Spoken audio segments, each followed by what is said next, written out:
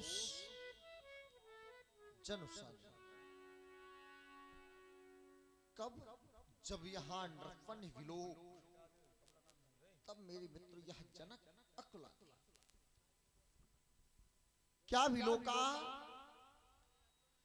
इन आए हुए नेपालों का बल, इनका साहस और इनकी शूरवीरता तो महान उखेद, महान उखेद ही नहीं अपितु महान पश्चाताप कि साथ साथ आप लोगों के द्वारा या हमारे द्वारा आप लोगों को कुछ प्राप्त हो तो मेरे मित्रों सर्वदोष। जो भी नेपाल, जो भी महिपाल अपने स्थान से हमारे स्थान के लिए प्रस्थान किया था, उसके हृदय में दो आकांक्षाओं ने लिया था। पहली आकांक्षा कि मिथिला में जाकर के धनुष का खंडन करके यज्ञ की प्राप्ति, और दूसरी आकांक्षा कीर्ति पता। लेकिन मैं आपका दुर्भाग्य कहूं या अपना दुर्भाग्य कहूं, यज्ञ की जगह पर अपयश और कीर्ति की जगह पर अपकीर्ति। और जब आप अपकीर्ति के भागीदार हो गए तो कम से कम एक उपकार कर दिया होता, और वह उपकार हमारी मिथिला का परित्याग। चले जाते मेरी मिथिला से, परित्याग कर देते मेरी मिथिला का, शायद मेरे मित्रों हमें आत्मसंतोष हो जाता। अरे मेरे मित्रों, यहाँ पर एक नेपाल ने नहीं, अरे दो ने नहीं, अरे तीन नहीं, अरे स्थितियां तो यहाँ तक आई कि भूप सहस 10 एक ही 12 पर लगे उठावन टराई नटारा। 10,000 राजाओं ने अपनी बल का इन पर प्रयोग किया, लेकिन किसी लेते मात्र नहीं उठा पाया। यदि मैं आपको दृष्टिपात करता हूं तो मेरे मित्रों आप अपनी गिरवाएं झुका लेते हैं, हमसे नजरें नहीं मिलाना चाहते। क्या मैं आपको वीर मान लूं, फटमानी मान लूं, या फिर भी मान लूं कि जब आप लोग श्रेष्ठ हो गए तो मेरी मिथिला का परित्याग क्यों नहीं किया? कि यहाँ श्री तो भाई, अरे धिक्कार है तुमको, धिक्कार है तुम्हारी शूरवीरता को, और साधारण हार नहीं। अरे यह हारो यही है राजा।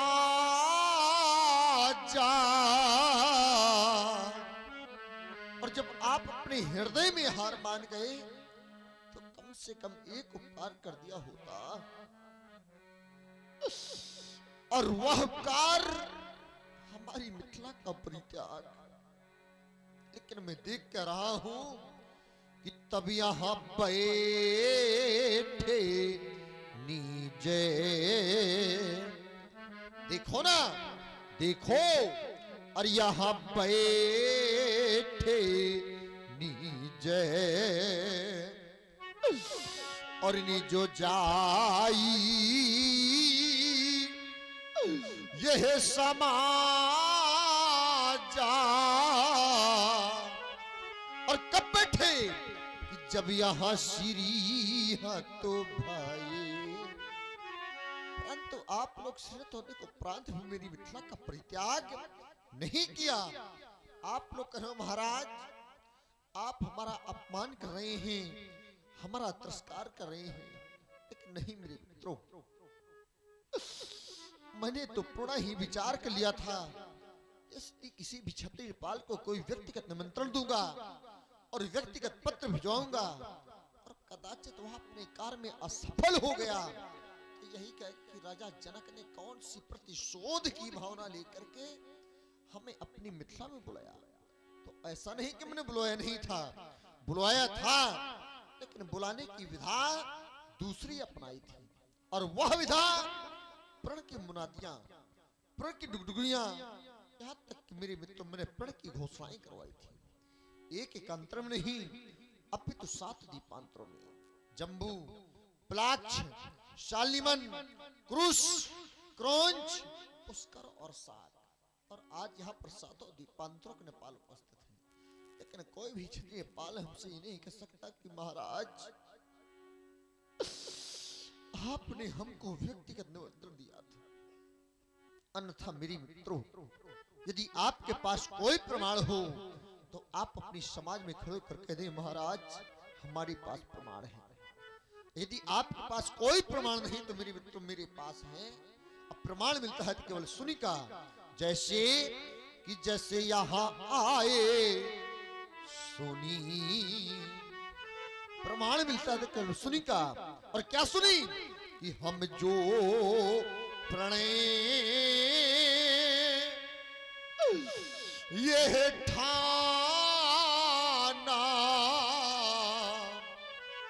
जो मैंने प्रण किया है आप लोग इसको सुनकर के आए हैं। तब यहां 1-2 दीप के नहीं, और यहां द्वीप द्वीप देखो ना, और यहां द्वीप द्वीप, यह भूपा तिनाना, और यहाँ आए सोनी। और जब आप लोग सुनकर के उपस्थित हो तो चाहता हूं परित्याग कर दो मेरी मिथिला का। लेकिन यहाँ पर कुछ युवा पीढ़ी हंस रही है, अरे महाराज हम आपके कार्य की पूर्ति अब भी कर सकते हैं। लेकिन नहीं मेरे मित्रों, उसमें कारण है। कारण क्या है? इतना बड़ा कार्य, सोई प्रारी को दंड कठोरा और उसके बदले में खटवर्षी बालिका। लेकिन नहीं मेरे मित्रों, यदि मेरे इन आए हुए रोज शब्दों पर आकर के मेरा कार्य पूर्ण कर देंगे एक, तो मैं आपको एक कार्य के बदले एक नहीं, अरे 2 नहीं, 3 लाभ, और 3 लाभ ही नहीं, इसके साथ साथ एक अमूल और भी प्रदान करूंगा। और वो क्या है? सुन लो मेरी लाभ। शायद आपको अच्छे लग जाए मेरा लाभ, तो कर देना मेरी मित्र की पूर्ति। और जब आप कर देंगे मेरे प्रण की पूर्ति, तो देख लो मैं प्रदान कर दूंगा ये बैठी हुई अलौकिक मूर्ति। लेकिन यहां पर इन आए हुए बैठे हुए पिताओं से मैं जानना चाहता हूं कि संसार में मेरे मित्रों ऐसा कौन सा पिता है जब पिता अपनी बेटी के विवाह के लिए जाता हो और अपनी बेटी के गुण और अवगुण बताता हो? बताता है कोई पिता? नहीं बताता। लेकिन आज यह राजा जनक अपनी बेटी के गुण और अवगुण आप लोगों को बतला रहा है। सुन लो मेरे लाभ कि यह कुंवरी मनोहरी बिचार बड़ी, मैंने कह दिया कुंवरी मनोहर, तो आप लोग करो महाराज, कन्याएं तो हमारी पास भी बैठी हुई है, लेकिन ये कन्या आपकी आत्मजा है। लेकिन मेरी कन्या आत्मजा नहीं अपितु धात्मजा है। इस वजह से पहला लाभ है मनोहरी कन्या। अरे ऐसी कन्या देखना तो बहुत दूर की बात, आप लोगों ने अपने जीवन काल में सुनी तक नहीं होगी। इस वजह से पहला लाभ है मनोहरी कन्या कि यह कुंवरी मनोहरी बिचार बड़ी, और कीरत तो अति कमनी परवार मेरा दुर्भाग्य कि यह पावने ये हारो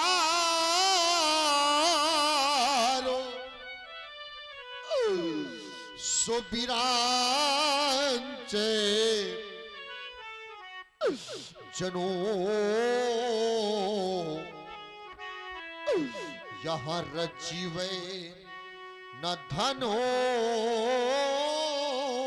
दमोनी यह पावनी ये हारो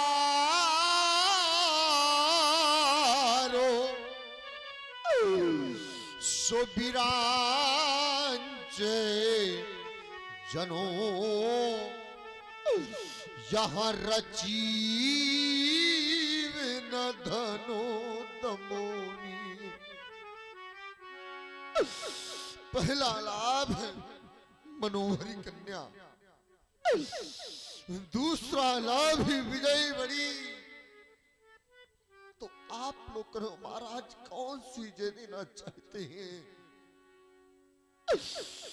तो सुन लो मेरे मित्रों, यदि आप लोग मेरी मिथिला का दृष्टिपात करेंगे तो पाएंगे सिर्फ मिथिला की ही नहीं, अगर आप लोग लोगों पर दृष्टिपात करेंगे तो पाएंगे सिर्फ एक लोग की नहीं। तो आप लोग महाराज कौन सी जीतना चाहते तो सुन लो मेरे मित्रों कि यह त्रिभुवनो जय, यह तीनों लोगों की जय। और मैंने कहते त्रिभुवन की जय तो सिर्फ तीनों लोगों की जय नहीं, इसके साथ साथ कबूल और भी प्रदान करूंगा। और वो क्या है कि ये है त्रिभुवनो जय। और देखो ना, और यह समीत तो ये पैदे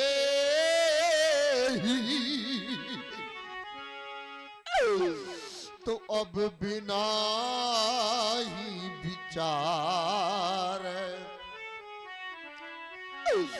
अब कोई सोच विचार करने को सकता नहीं है। अरे अब बिना ही विचार तो फिर क्या करना है? ये बराय हटी ये तेही क्योंकि त्रिभुवनो जय। अरे मेरे मित्रों, मैं तीनों लोगों की जय के साथ साथ अपनी प्राण प्रिय सीता, मैं सीता आप लोगों को अर्पित कर दूंगा। अरे जरा सोचो, जब किसी भी पिता के घर में बेटी सैनी हो जाती है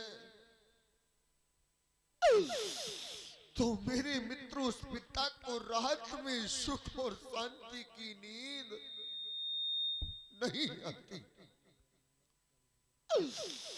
उस मां को रात में सुख और शांति की नींद नहीं आती।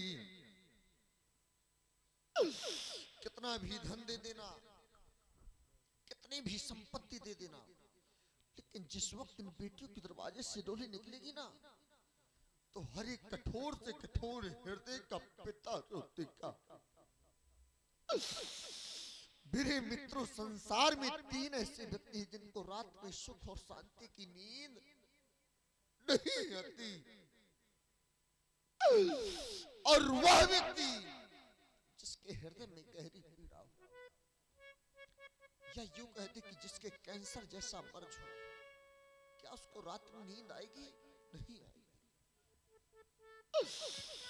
और दूसरा व्यक्ति मेरे जिसके घर में छोटे छोटे बच्चे हों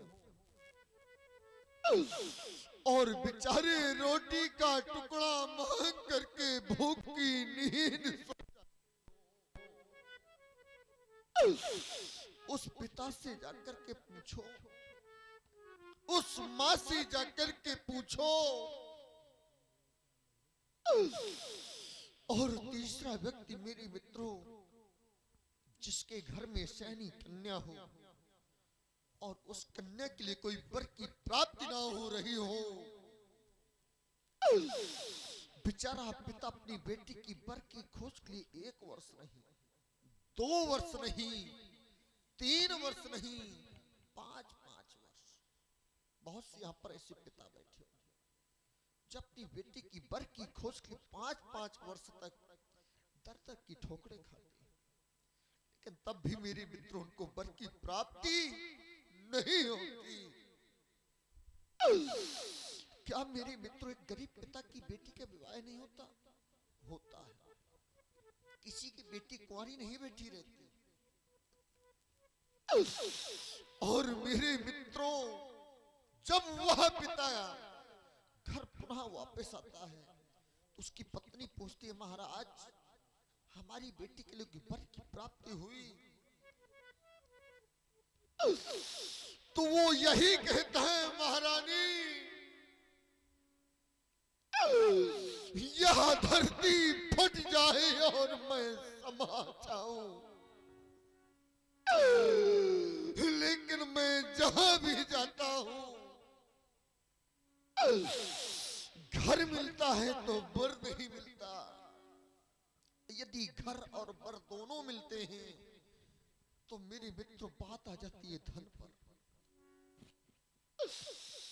तो क्या मेरे मित्रों एक पिता की बेटी कुंवारी बैठी रहती है? नहीं। तो मेरे मित्रों, वह पिता से जब धन की चर्चा करते हैं लोग, तो वह पिता यही कहता है, महाराज जब आज आप मुझसे झोली फैला करके धन मांग रहे हैं और शायद मैंने अपनी बेटी का विवाह आपके घर में कर दिया, तो आप मेरी बेटी को क्या खिलाएंगे? तो यही पिता कहता है, महाराज मैं ऐसे भिखमंगों के घर में अपनी बेटी का विवाह नहीं करूंगा। और वह पिता वापस आ जाता है, तो क्या उस पिता की बेटी बैठी रहती है? नहीं, उस बेटी का विवाह होता है। कि होए बिथा मानो हृदय,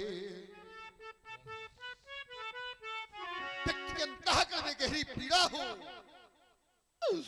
और की धर्मो धन हो, पर इनकी आंखें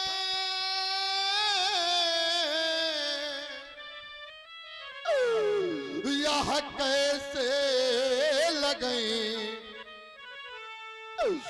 कि जो घर सुता सयानी हो।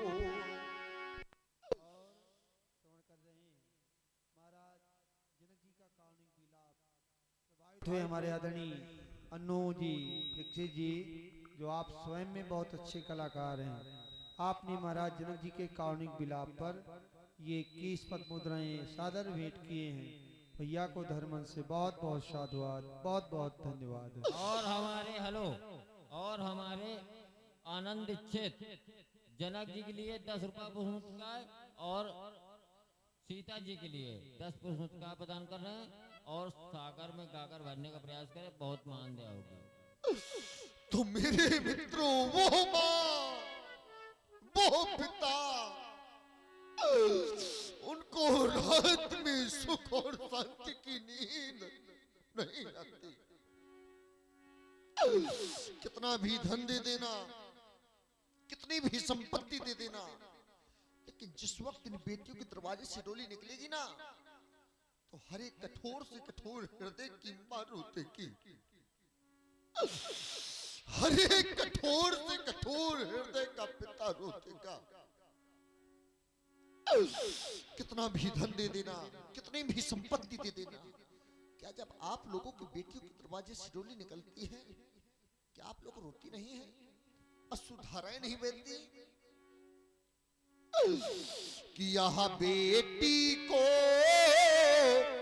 चाहे कितना भी धन दे देना, कितनी भी संपत्ति दे देना, पर इस दिल में संतो नहीं होता। तो होता क्या है मेरे मित्रों कि यह बेटी की प्रथमो वो विदाई में ये हर माँ तो पिता देखा रोता। ये हर माँ तो पिता देखा रोता। अरे कठोर से कठोर हृदय की मार रो देती है। अरे कठोर से कठोर हृदय का पिता रो देता है।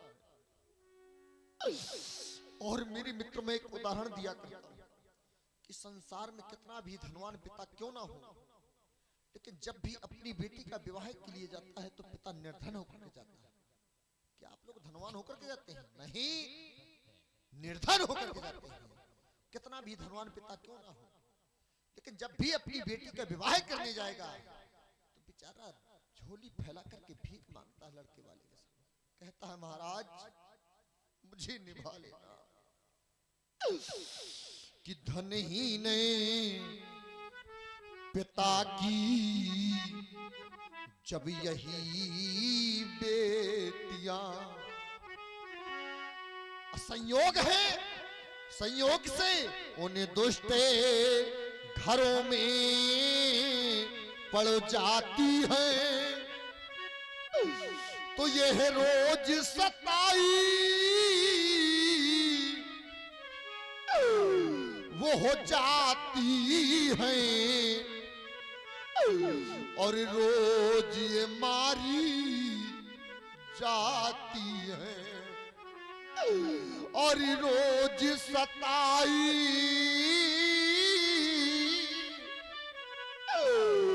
वो हो जाती है और रोज ये मारी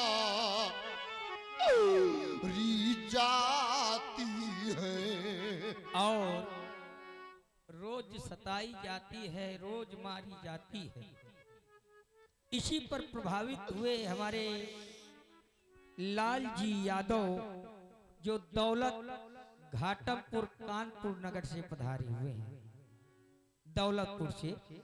और हमारे राजेश राघव जी निम्धा घाटमपुर नगर के समीप से पधारे।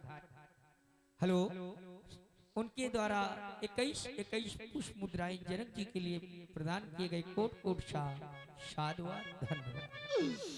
लेकिन मेरे मित्रों आप लोग कहो महाराज, आज राजा जनक ने ऐसा प्रण क्यों कर दिया?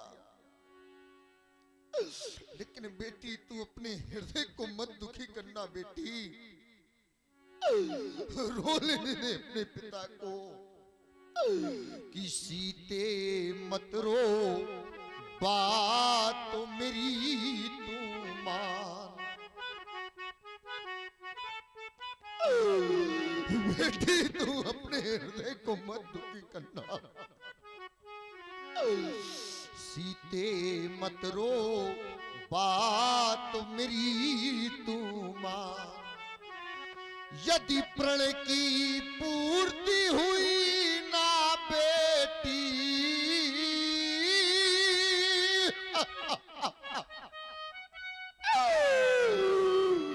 यदि प्रण की पूर्ति हुई ना बेटी, तो तज दूं अपने प्राण।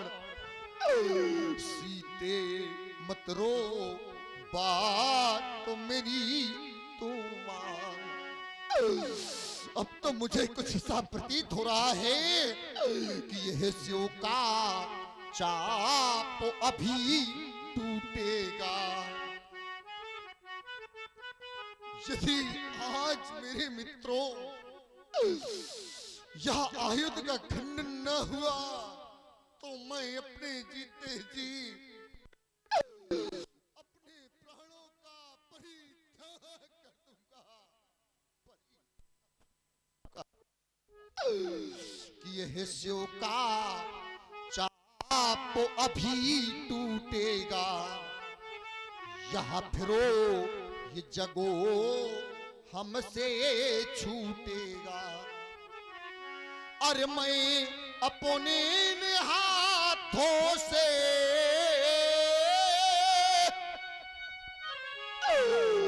और मैं अपने हाथों से अरे लूंगा कन्यादान। सीते मत रो बात मेरी तू मान, बेटी मत रो बात मेरी तू मान। बस क्योंकि समय सूचक यंत्र बात कर रहा है। लेकिन मेरे मित्रों, आप लोग कहे महाराज राजा जनक ने ऐसा प्रण क्यों कर दिया, उसमें कारण है। कारण क्या है? इतना बड़ा कार्य, सोई प्रहार को ढंड कठोरा और उसके बदले में खटवर्षी बालिका। लेकिन नहीं मेरे मित्रों, ये संसार का प्रत्येक नेपाल जानता है महाराज, ये आयुध गरु है, कठोर है। कि गरु है कठोर, यह विदित सब काहू। महाराज ये आयुध गरु है, कठोर है, लेकिन आप लोग इसका वास्तविक भार न जानते होंगे। इसका वास्तविक भार कितना है, हमने भगवान शंकर ने अपनी सभा में अवगत कराया था। कहा था राजा जनक, इसका जो वास्तविक भार है वो मैं तुम्हें अवगत करा रहा हूं। तो आज मेरे मित्रों में इस समाज को बतलाना चाहता हूं कि इसका वास्तविक भार कितना है।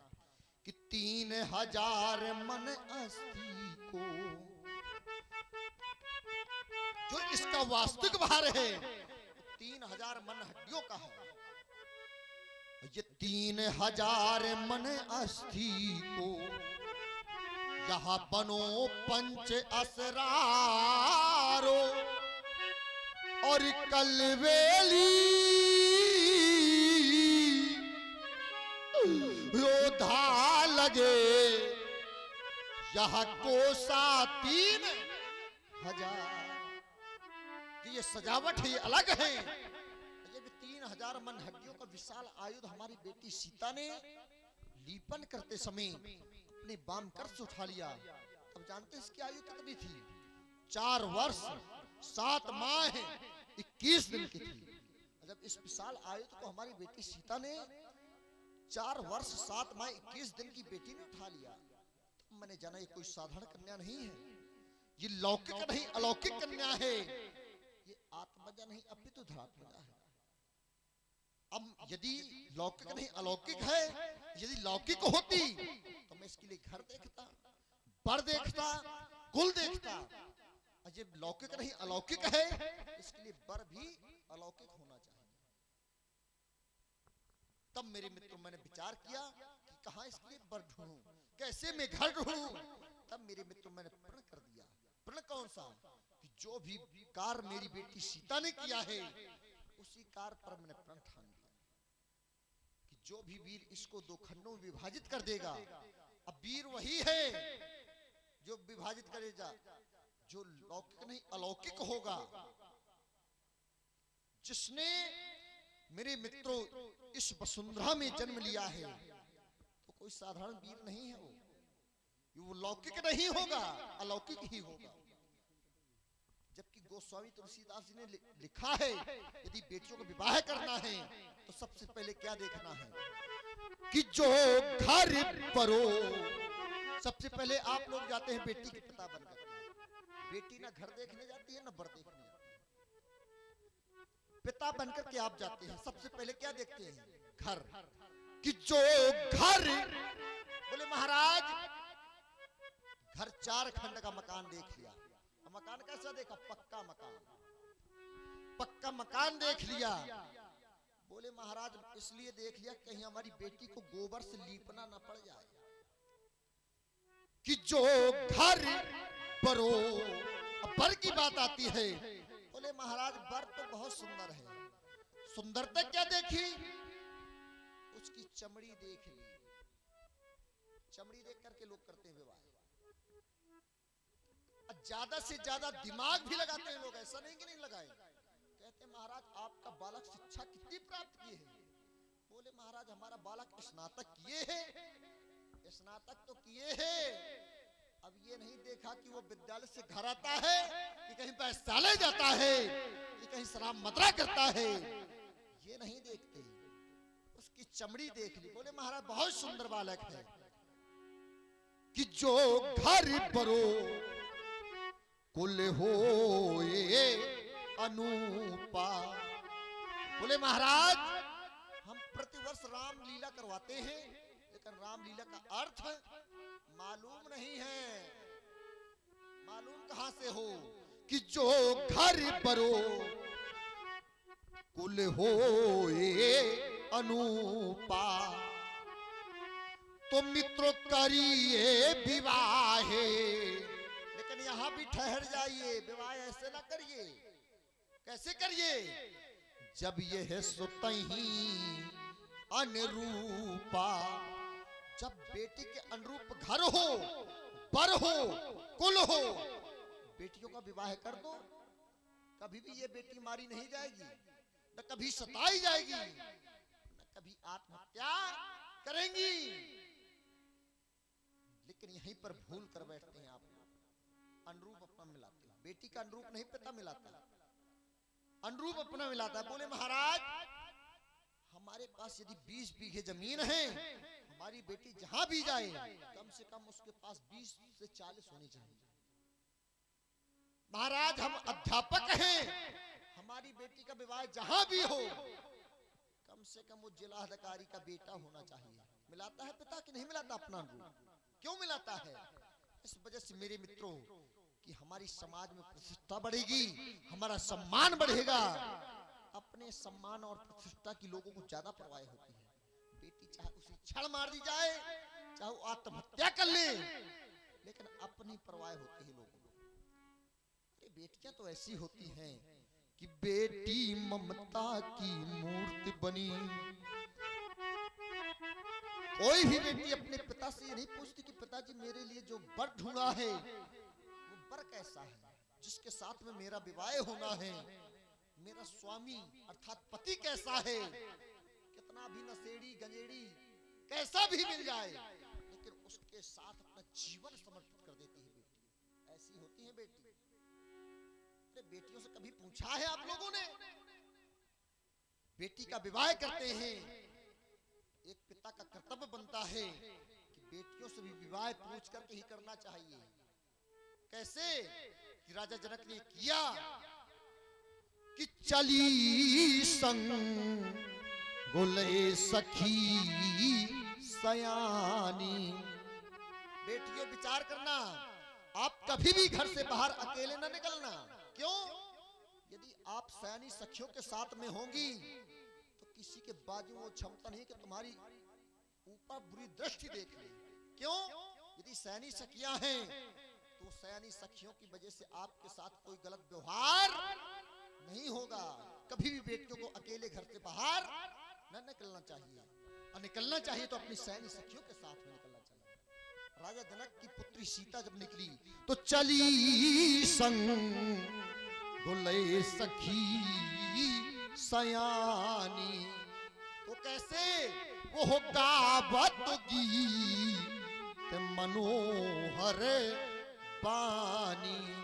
सुंदर गीतों की प्रस्तुति करते हुए हमारी बेटी सीता सखियों के साथ चल पड़ी। और कहां के लिए? पुष्प वाटिका के लिए गई। पुष्प वाटिका में गई तो वहां क्या देखा? तो राजकुमार पुष्प तोड़ रहे थे। उन राजकुमारों को जब हमारी बेटी सीता ने देखा तो हमारी सीता की दृष्टि उस राजकुमार पर पड़ गई, और उस राजकुमार की दृष्टि हमारी सीता पर पड़ी।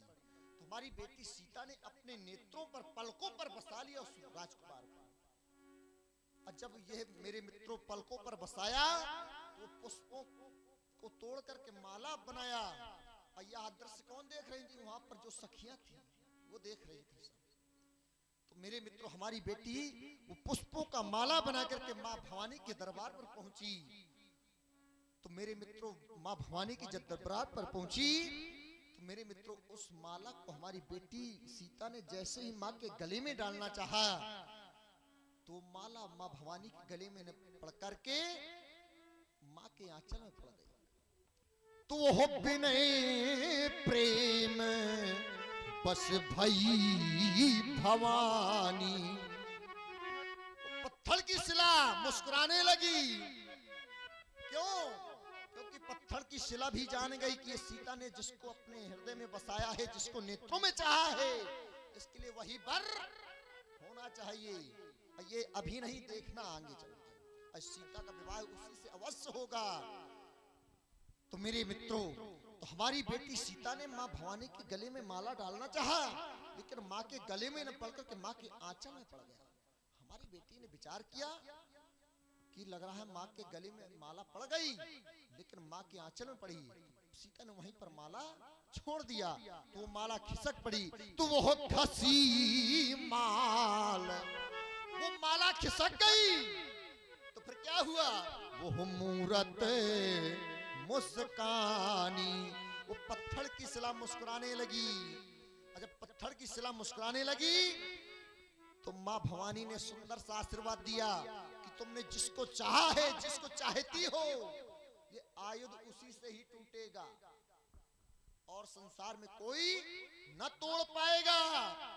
तो हमारी बेटी सीता को सुंदर सा आशीर्वाद दिया कि सुन सीसा तो यह आशीष हमारी, तो पूजा ही मनो यह कामना तुम्हारी। यहां तक क्यों हमें पहुंचना पड़ा? कारण आप लोग देखते होंगे, प्रतिदिन देखते होंगे। क्या देखते हैं? सुनते भी होंगे पेपर में कि महाराज अगले गांव से एक लड़की भाग गई, भागने का प्रयास हुआ। लड़की दोषी नहीं है, यहाँ पर पिता का दोष होता है। क्यों? कभी बेटियों से पूछा विवाह करने के लिए? आप स्वयं नहीं पूछ सकते, आप अपनी धर्म पत्नी से कहिए, क्योंकि पत्नी को एक एक मालूम होता है बेटी के विषय में। इन मेरे मित्र महारानियों से पूछिए कि बेटी को हमारी वर पसंद है या नहीं है। जब बेटियों से पूछ करके विवाह करेंगे, कभी बेटी न आत्महत्या करेंगी, न घर से बाहर किसी के साथ भागने का प्रयास करेंगी। तो मेरे मित्रों, बेटियां तो ऐसी होती हैं, बेटी ममता की मूर्ति बनी। कोई भी बेटी अपने पिता से डायरेक्ट नहीं पूछती, सामने सामने नहीं पूछती। क्यों नहीं पूछती? कारण है, कहीं मेरे पिताजी मेरे वर के लिए 1 वर्ष नहीं 5-5 वर्ष दर की ठोकरें खाई हैं। इस वजह से मेरे मित्रों, बेटियां कभी पूछती नहीं हैं कि बेटी ममता की मूर्ति बनी, तुम जहां कहो चलो देती है, और जिसके संग में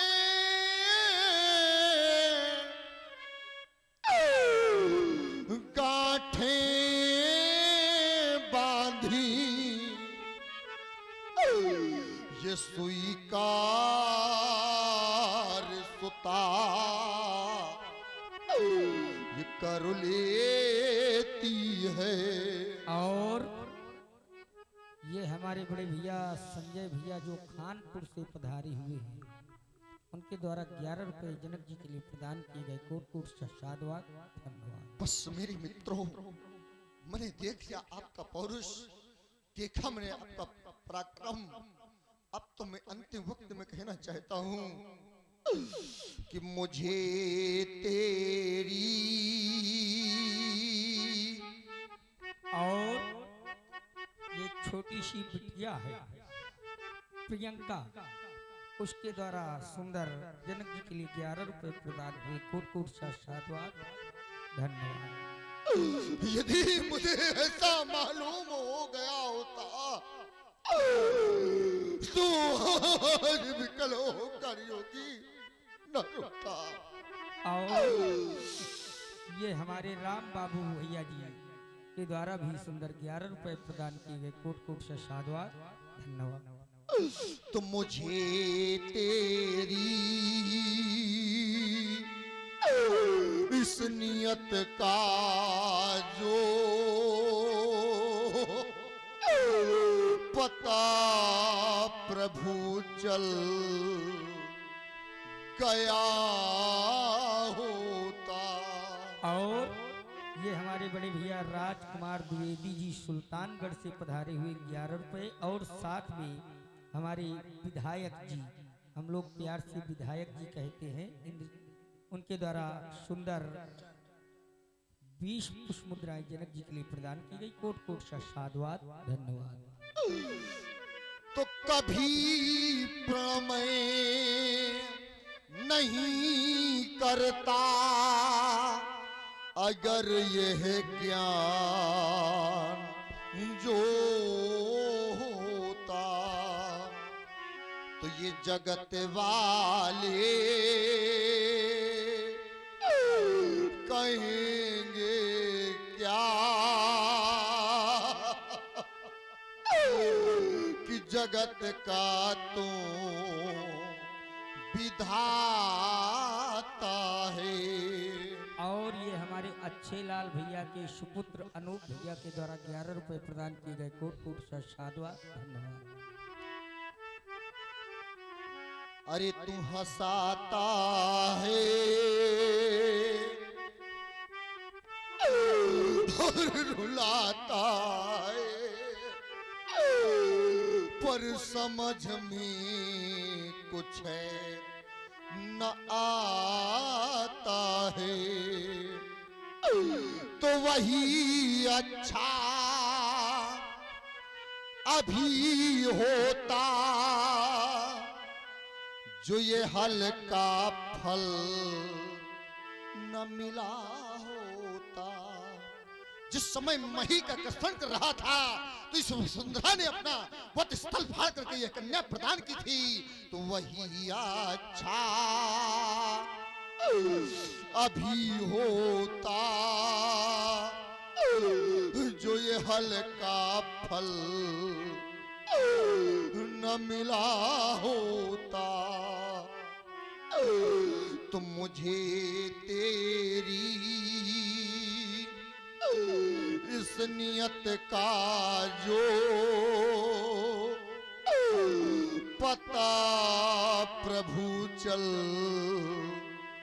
गया होता। बस देख हमने आपका परुष, देखा हमने आपका चरित्र।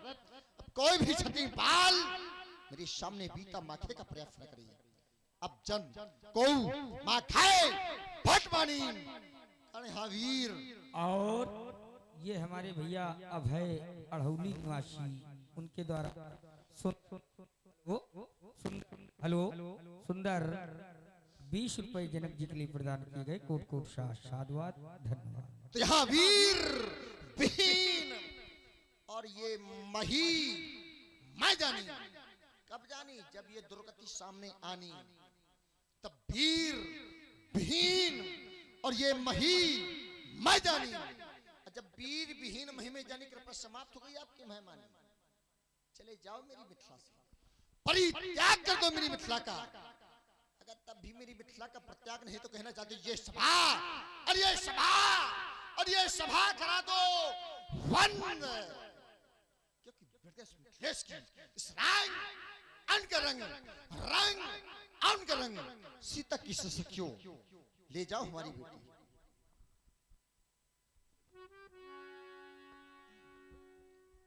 जनक बचन सुनी सब नर नारी, देख जान की भये दुखारी। माखे लखन कुटिल भई भोहे, रदपट फरकते नयनो रिसोहे। कहीं न सकत रघुबीर डर, लगे बचनु जनु बान। नाई राम पद कमल सिरु, बोले गिरा प्रेमान। समाप्त हो गया सीता स्वयंवर।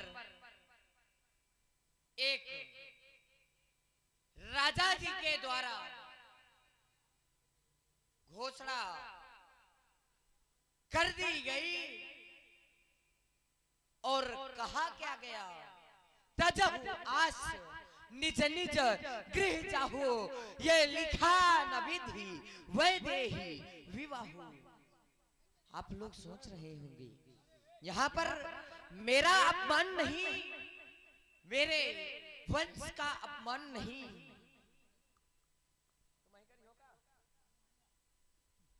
बल्कि वीरता को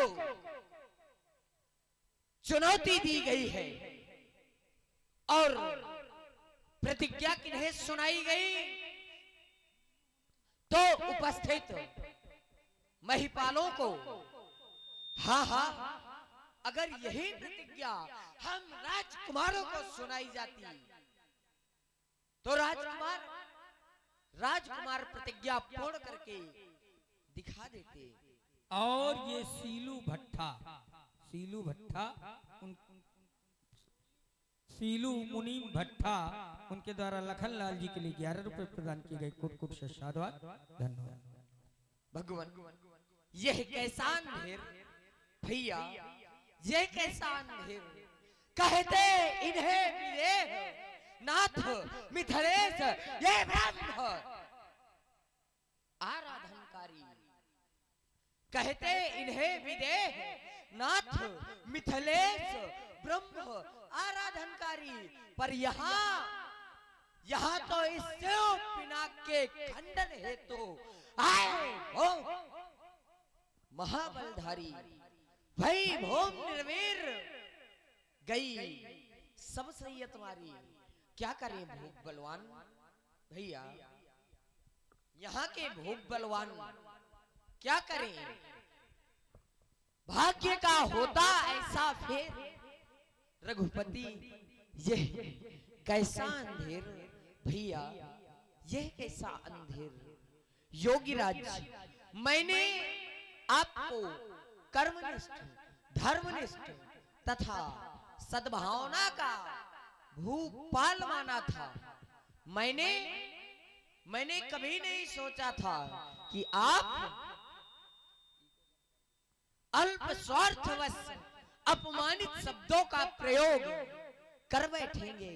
मैं इसलिए, मेरा विचार तो ऐसा है, ये अनहोना मुझे गंवारा है कृपा गुरु के चरणों की, बल और प्रताप तुम्हारा है। अभिमान, ये अभिमान त्याग कर कहता हो, यदि हुक्म आपका पाऊं मैं, तो इस सरे धनुष की क्या गिनती, ये सारा ब्रह्मांड उठाऊं मैं। जल को थल में, थल को जल में, ले आओ तार सितारों को सुरमे की तरह पीस डालो इस पृथ्वी और पहाड़ों को।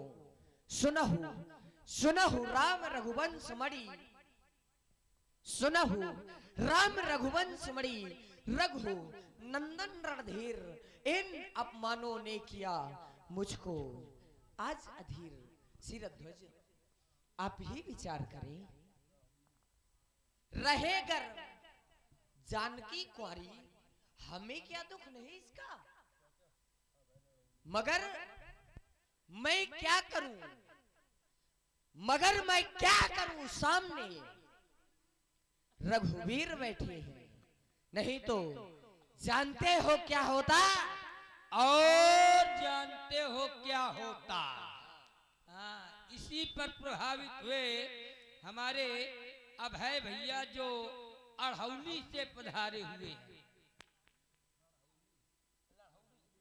लड़हौली से पधारे हुए हैं, उनके द्वारा सुंदर 11 रुपए लखनलाल जी के लिए प्रदान किए गए। कोट कोट साधुवाद, धन्यवाद। अरे तलवारें चल जाती न होते घर यहाँ रघुवर, ये देखे ना हजारों वीर नंगी कर लिए शमशीर बैठे हैं, ये लहू का घोट पीकर रह गए हैं आज रघुवंशी। न मानो पूछ लो इनसे, यहाँ जो वीर बैठे हैं ये सच्चे योद्धा, सच्चे छत्री। सच्चे सच्चे योद्धा, सच्चे छत्री अपमान अपमान नहीं सह सकते हैं। जिनको जिनको जिनको सुनने की ताक नहीं, वह है चुप। कैसे रह सकते हैं? ये रघुवीर राम जी के होते अंतिम वाणी कह डाली है। ये शब्द इस हृदय में चुभता है कि पृथ्वी वीरों से खाली है। हे प्रभु, अब तो सही नजात पीर, कैसे प्रभु धरो धीर।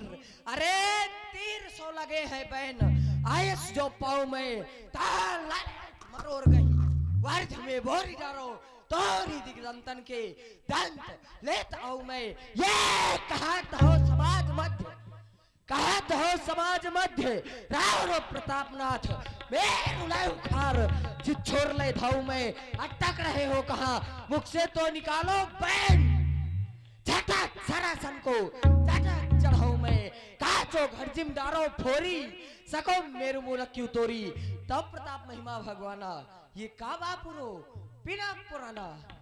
नाथ नाथ जान आयस हुई, कौतुक करो बिलो की सोई, कमल नाल जिम चाप चढ़ाऊं, औसत औसत योजन प्रमाण ले धाऊं, तोरो छत्रक दंड जिमी।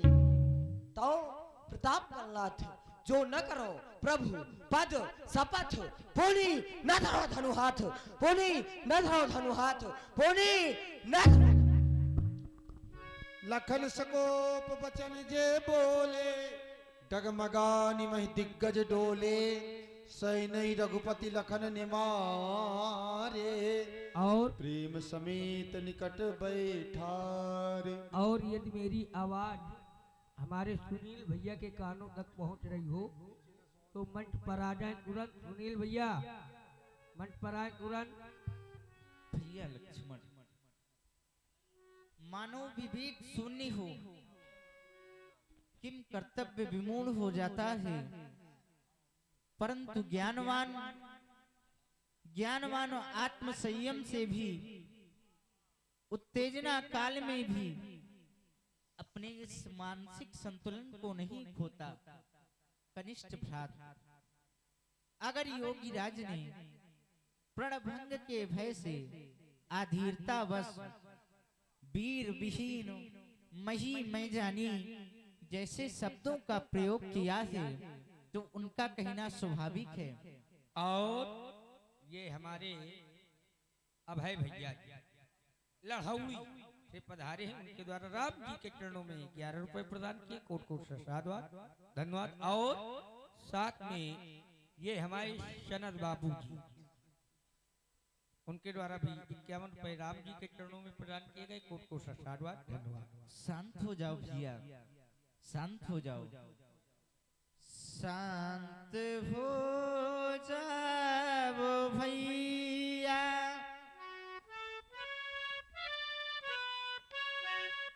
ताजो क्रोध को इस समय क्रोध में बोलना जीने से, शांत हो जाओ भैया।